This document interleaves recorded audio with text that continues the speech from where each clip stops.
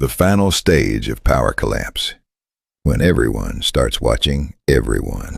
Ladies and gentlemen, this is not just a political lecture. This is a study of human psychology under fear. History shows us something terrifying.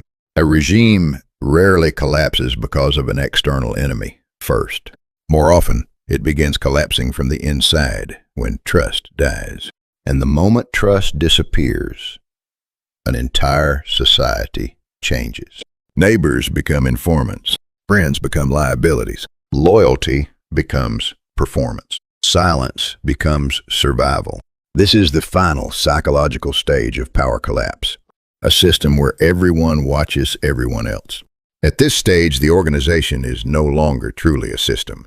It becomes a collection of frightened individuals trying to survive. And from that moment forward, power begins to decay internally, not because outsiders destroy it, but because paranoia consumes it from within. The process usually begins with what political psychologists call the elimination of the middle layer of power. Why does this happen? Because dictators eventually reach a psychological state where they believe any force I cannot directly control will eventually threaten me. And so 3 groups become targets.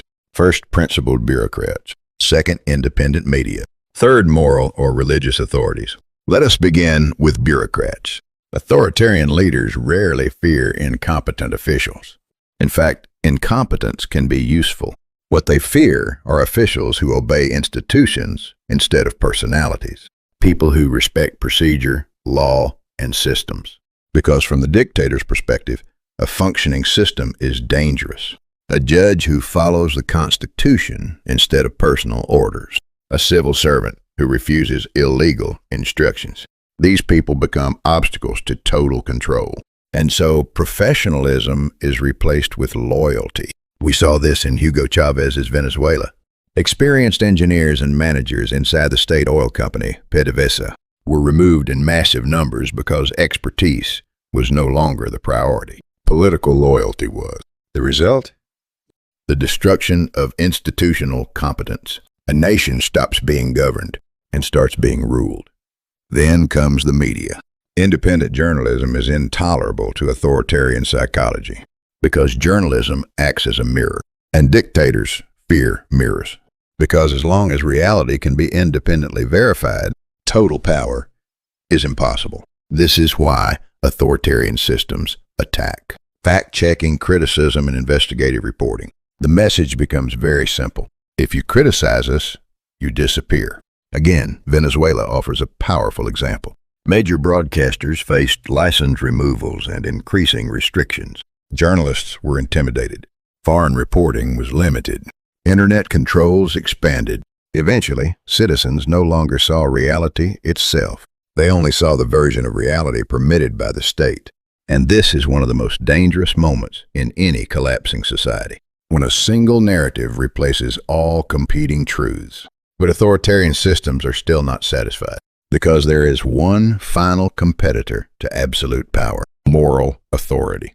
This is why religious leaders, philosophers, or ethical voices often become targets.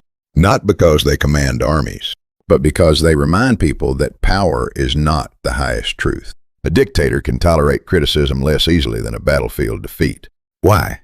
Because moral authority threatens psychological dominance. When citizens fear God, conscience, justice, or truth more than the ruler, total control becomes impossible.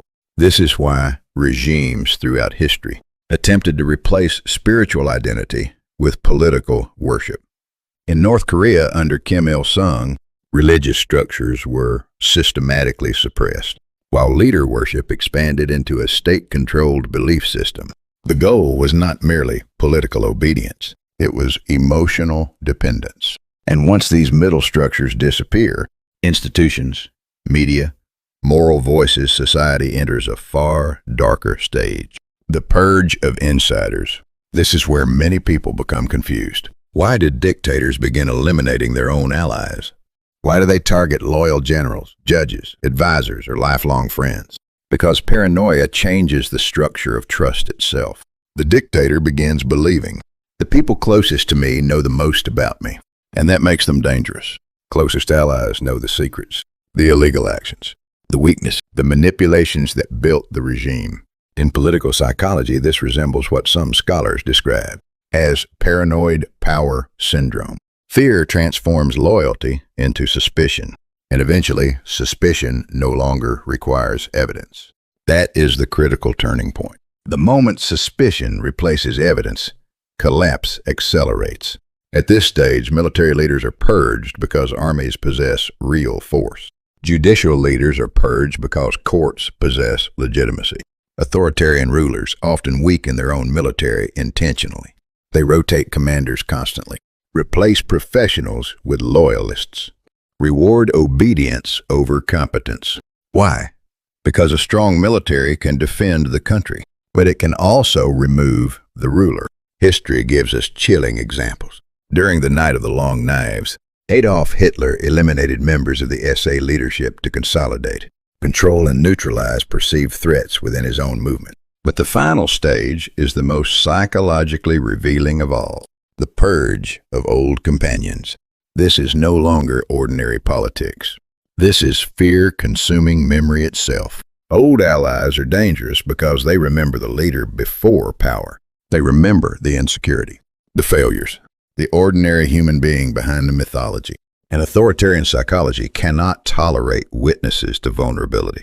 At this point, the ruler enters a state where every human relationship becomes contaminated by suspicion. Everyone becomes a potential traitor.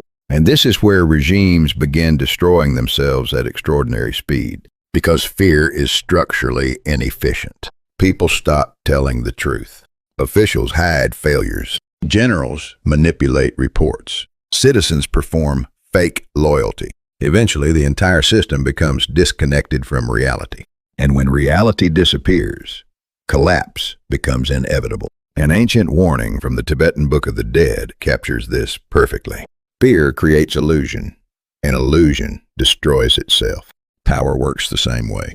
The moment a regime can no longer distinguish truth from fear-driven fantasy, it begins dying internally, even if it still appears strong from the outside.